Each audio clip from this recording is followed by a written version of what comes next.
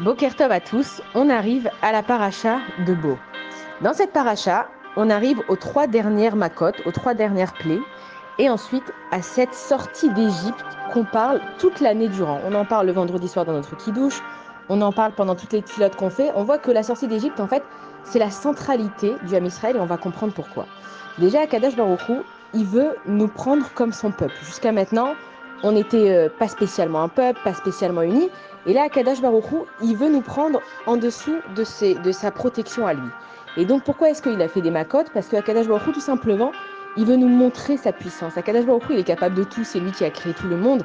Et donc, il veut nous montrer de quoi il est capable, qu'il peut renverser la terre, qu'il peut ouvrir des mers, qu'il peut y avoir de la glace et du feu ensemble, qu'il peut y avoir des invasions de bêtes sauvages qui vont manger certaines personnes et d'autres non. Et Akadosh Baruch Hu, il nous montre sa puissance avec les plaies pour que nous, on ait envie et on soit fiers de lui appartenir en tant que peuple. Et ensuite, on voit que quand les Bnei Israël, ils ont quitté l'Égypte, on sait qu'ils n'ont même pas eu le temps de prendre à peine des affaires et qu'on mange cette fameuse matzah à Pessah parce qu'ils n'ont pas eu le temps de faire lever de la pâte. Mais on se pose la question et on se dit que l'exil, il a duré longtemps quand même. Pourquoi est-ce qu'on a dû quitter l'Égypte précipitamment? C'est quand même bizarre. On n'est pas à 1 heure près, même à 2 heures près. Surtout qu'on était des millions de personnes à sortir. Pourquoi est-ce qu'on dit qu'on est sorti tellement précipitamment d'Égypte? Et en fait, c'était pas à cause des Égyptiens. C'est pas parce qu'on avait peur des Égyptiens. Les Égyptiens, ils voulaient même plus de nous. Ils avaient tellement peur, eux, qu'ils nous ont ouvert toutes les portes d'Égypte. Mais en fait, c'était pour nous. Parce que nous, en fait, le peuple juif, c'est sûr qu'on était émerveillés de tout ce qui s'est passé, mais Akadosh Baruch Hu, il s'est dit, si on tarde trop, peut-être qu'il y a des Bnei Israël qui vont commencer à réfléchir, ah mais alors attends, si Dieu il est puissant et que c'est lui qui gère le monde, on n'a qu'à rester en Égypte, pourquoi pas, si Dieu il peut nous protéger en Eretz Israël, il pourra aussi nous sauver en Égypte.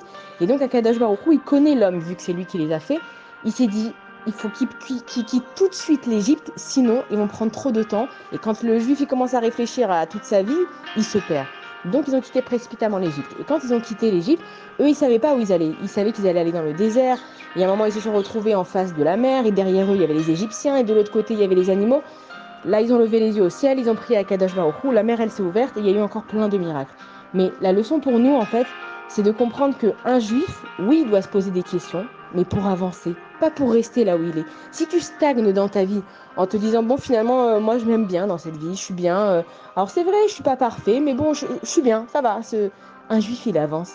Un juif, il sort de son exil, mais il sort de la bonne manière, il sort vite. Quand en fait, tu as un élan de teshuva, quand tu as quelque chose qui te dit, et cette chose-là, c'est la voix qui est à l'intérieur de toi, quand tu as quelque chose qui te dit qu'il faut que tu avances, tu prends cette voie et tu sors. T'attends pas 1 heure, t'attends même pas 2 heures. Même si tu vas vivre jusqu'à 120 ans en tant qu'être humain, tu avances. Et c'est la leçon que Akadosh Baruch Hu, il a voulu nous donner quand on est sorti d'Égypte. Ensuite, quand on est sorti d'Égypte, on ne savait pas où on allait. On a suivi Moshe Rabbeinu, on a râlé beaucoup dans le désert. Même des fois, on est allé à plusieurs endroits, encore une fois. Mais Akadosh Baruch Hu, il ne nous demande pas de comprendre ce qu'il fait avec nous. Il nous demande juste d'être joyeux pendant le chemin. Pourquoi? Parce qu'il nous protège. On avait les nuées de gloire au-dessus de nous. On en avait une devant, on en avait une derrière, on avait une au-dessus de nous et une en dessous de nous. C'est-à-dire qu'Akadosh Baruch Hu, il veut qu'on lui mette notre totale confiance en lui. Et c'est comme ça qu'un juif, il avance. C'est que oui, il y a des tempêtes dans la vie. Oui, il y a des moments qu'on ne comprend pas. Oui, il y a des moments où c'est dur. Il y a même des moments où on a l'impression de revenir en arrière. Mais c'est pas nous qui conduisons le train. Nous, on est des passagers. On fait de notre mieux. On s'entend entre nous dans le wagon. Des fois, on change de wagon. Des fois, il y a des personnes qui descendent du wagon. Mais c'est pas notre job à nous de comprendre où il va le train. Maintenant, on sait. On sait que Akadosh Baruch Hu, son but, c'est de nous avoir en tant que peuple, de nous aimer les uns les autres. Et c'est ça la leçon qu'on retient de la paracha de Bo. Et Moshe Rabbeinu, quand il a sorti le peuple juif, il les a emmenés vers Akadosh Baruch Hu. La mission qu'il avait Moshe Rabbeinu, c'était la mission la plus dure parce qu'il est arrivé un petit peu de nulle part. Et il leur a tous dit, venez, suivez-moi. Et il les a fait revenir en arrière. Et à un moment, ils n'avaient pas de manger. Et à un moment, ils n'avaient pas de viande. Et à un moment, ils n'avaient pas d'eau. Et Moshe Rabbeinu, tout le chemin, il a continué à les rassurer et à leur dire, ne vous en faites pas, ça va aller. Akadosh Baruch Hu, il est là pour vous. Et en fait, nous, on a des manhigim. Des manhigim, ça veut dire qu'on a des guides spirituels dans le Ham Israël. Quand on a des choses qui nous arrivent et qu'on ne sait pas comment réfléchir, comment penser, il faut qu'on se connecte justement guide spirituel. Chacun, il a la personne qui lui parle le plus dans son cœur. On aime tous, il y en a qui aiment certaines façons de parler, certaines façons de dire les choses, et chacun, il a sa façon. Mais ce qu'il faut qu'on comprenne, c'est que Akadosh Baruch Hu, il nous a pas laissés seuls dans ce monde. On a des guides spirituels, et le plus grand guide spirituel qu'on a, il s'appelle la Torah. Et donc dans cette Torah, on cherche et on a toutes les réponses à nos questions. Moi, je dis toujours que la Torah, c'est le mode d'emploi de la vie d'un juif.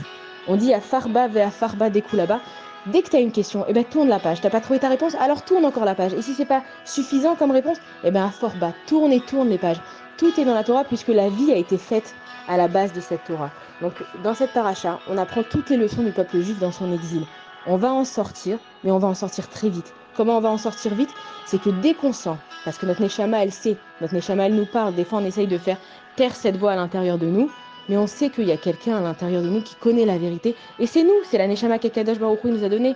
Et quand on sent qu'on est en train de sortir de cet exil, pas forcément parce que la mer, elle va s'ouvrir en deux, pas forcément parce que il va y avoir des grenouilles de partout, mais quand tu sens une voix en toi qui veut te faire sortir de ton exil personnel, c'est tes problèmes de tous les jours, c'est la façon dont tu vas parler aux autres, c'est la façon dont tu vas te conduire avec tes enfants, c'est la façon comment tu vas diriger tes employés au travail. Si tu as quelque chose à changer et que ta Neshama à l'intérieur de toi, elle te dit, tu sais, c'est pas bien comment tu t'es conduit, tu sais, tu devrais peut-être demander pardon à cette personne, ou tu sais, tu devrais faire plus comme ci ou plus comme ça. Si on veut sortir de notre exil, parce qu'on peut sortir un juif de l'exil, mais on ne peut pas sortir l'exil d'un juif si lui, il n'a pas envie. Et c'est pour ça que même dans la guérison, on ne peut pas guérir quelqu'un qui n'a pas envie de guérir. Et c'est le même principe pour l'exil. On veut sortir de cet exil, et ben on en sort. Et comment on en sort? On s'écoute, mais pas on s'écoute dans notre vie de tous les jours ce qu'on a envie de faire, ce qu'on a besoin de faire. Et Akadosh Baruch Hu, il est à l'intérieur de nous. On dit que on a tous une parcelle divine à l'intérieur de nous, et c'est Akadosh Baruch Hu qui nous parle avec notre voix à nous. C'est ça qu'on entend. C'est Akadosh Baruch Hu qui veut nous remettre sur le droit chemin.